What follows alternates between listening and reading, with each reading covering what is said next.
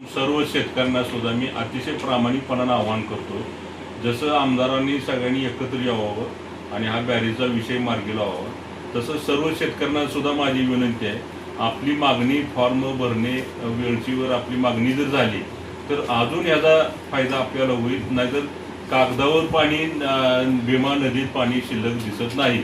आपलं उजनी धरणामध्ये पाणी, कागदावर पाणी, उजनी धरणामध्ये पाणी शिल्लक दिसत नाही.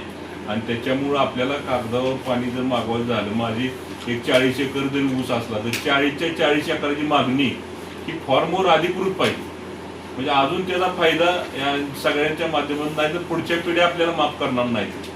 त्यासाठी सगळे आमदार, जसे आम्ही सगळ्या आमदारांना एकत्रित घ्या म्हणून बॅरेजेससाठी जसा प्रश्न आम्ही सगळ्या आमदारांनी मांडावा, हा विषय आम्ही प्राधान्य घेतोय. तसाच शेतकऱ्यांना सुद्धा माझी विनंती राहणार आहे की आपण सुद्धा पाण्याची मागणी कागदावर आपण मागणी केली पाहिजे. आपल्या पाईपलाईन नदीवरून केलेल्या आहेत, सगळ्या गोष्टी केलेल्या आहेत.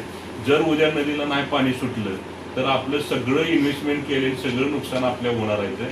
त्याच्यामुळं नदीचं पाणी हे आपल्याला टिकलं पाहिजे आणि बॅरेजेसशिवाय आता पर्याय नाही.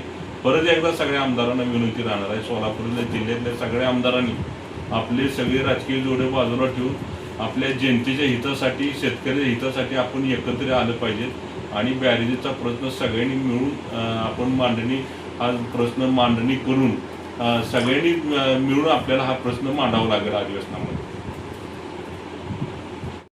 साधारण किती बॅरेजेस व्हाव्याची मागणी केली? आता जवळजवळ आपल्या भीमा नदीवर 28 बंधारे आहेत. तर आमची सर्वांची सगळ्यांची मागणी पहिल्यापासून आहे, साधारण 14 बॅरेजेस व्हायला पाहिजेत. म्हणजे बऱ्यापैकी लोकांना त्याचा चांगला बेनिफिट, त्याचा फायदा चांगला लोकांना होईल. आणि ह्याचा पाठपुरावा सगळ्यांनी मिळून करूया. आणि नाही लवकर झालं तर आम्हाला जन आंदोलन उभं करावं लागेल.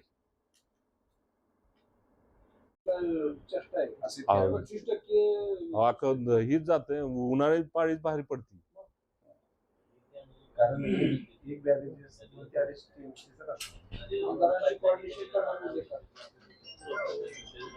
आज मी पत्रकार परिषद बोलवली असताना आज पहिला विषय नदीवर बॅरेजेस होण्यासाठी प्राधान्य आमचा पाठपुरावा आहे. गेली 10 ते 12 वर्ष सातत्यानं आम्ही याचा पाठपुरावा करतोय. सगळ्या आमदारांना मागच्या वेळेस लेखी पत्र दिले, आंदोलन आम्ही उभा केलेले आहेत. त्यावेळेस सुद्धा असंच अजून एकदा आमदारांना माझी या पत्रकांच्या आपल्याद्वारे सर्वांना विनंती करतो की बॅरेजेससाठी सर्वांनी मिळून आवाज उठाव करावा आणि आपल्याला नदीला बॅरेज होणं अतिशय गरजेचं आहे. सोलापूर जिल्ह्यातल्या सगळ्या जनतेचा हा विषय अतिशय महत्वाचा विषय आहे. त्यामुळे सगळ्यांनी सिरियसली घ्यावं एवढीच माझी विनंती आहे. मंत्रालय दरबारी तुम्ही हा विषय मांडलाय का? मंत्रालय दरबारी आम्ही महाराष्ट्राचे मुख्यमंत्री, उपमुख्यमंत्री प्रत्येक वेळेस मांडत आलेलो आहे. त्यावेळेस सुद्धा अजून मांडणार आहे. पण मी एकटं मांडणं आणि सगळ्या आमदारांनी मिळून मांडणं ह्याच्यात जमीन आसमानचा फरक आहे. सगळ्या आमदारांनी हा प्रश्न मांडला तर अजून चांगलं होईल. मला ह्याच्यात काय राजकारण करायचं नाही, कोणाचं एकमेकाबद्दल कोणाचा हे करणार नाही आम्ही. तर सर्व आमदारांनी मिळून ताकद आपण लावली पाहिजे आपल्या जनतेच्या हितासाठी, शेतकऱ्याच्या हितासाठी.